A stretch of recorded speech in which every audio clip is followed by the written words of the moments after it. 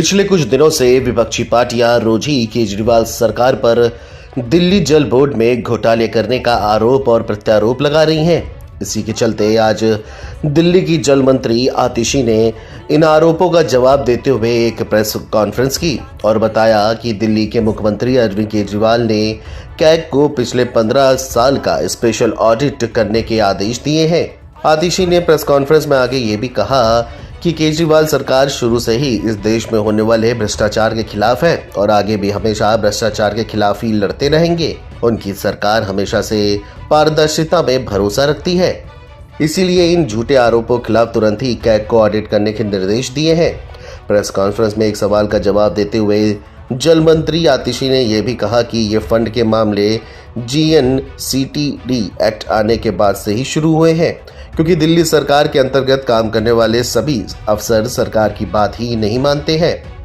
जल शक्ति मंत्री आतिशी, जो खुद वित्त मंत्रालय भी संभालती है, उनके खुद के 3 बार के आदेश देने के बावजूद भी दिल्ली जल बोर्ड का फंड रुका हुआ है। दिल्ली जल बोर्ड को लेके जो दिल्ली की सरकार का एक हिस्सा है और एक महत्वपूर्ण हिस्सा है, बार बार विपक्ष द्वारा सवाल उठाए जा रहे हैं। दिल्ली के मुख्यमंत्री अरविंद केजरीवाल जी ने ट्रांसपेरेंसी के इंटरेस्ट में, भ्रष्टाचार के खिलाफ लड़ाई लड़ने के इंटरेस्ट में और सारे तथ्यों को सामने लाने के लिए दिल्ली जल बोर्ड का 15 साल का स्पेशल ऑडिट CAG द्वारा ऑर्डर किया है।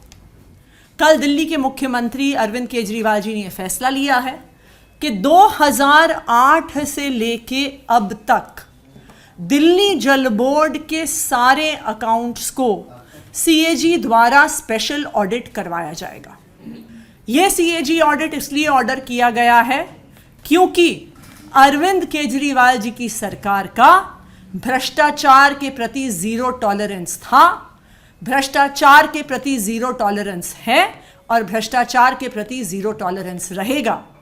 कोई भी आरोप कितना निराधार भी हो, वहां पर भी ट्रांसपेरेंसी के इंटरेस्ट में हम ये CAG का ऑडिट करवा रहे हैं, 15 साल का ऑडिट करवा रहे हैं और CAG से आग्रह करेंगे कि इसको जल्द से जल्द उसकी पूरी कार्रवाई करें। Video desk NBT online.